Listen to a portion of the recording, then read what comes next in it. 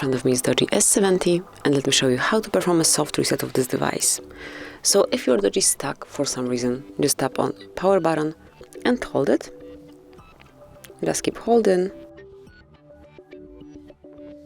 And as only you see a Doogee logo, just leave the button, and within a couple of seconds your device would be rebooted, and it should not be frozen or stuck, whatever happened, and you'll be able to use it easily.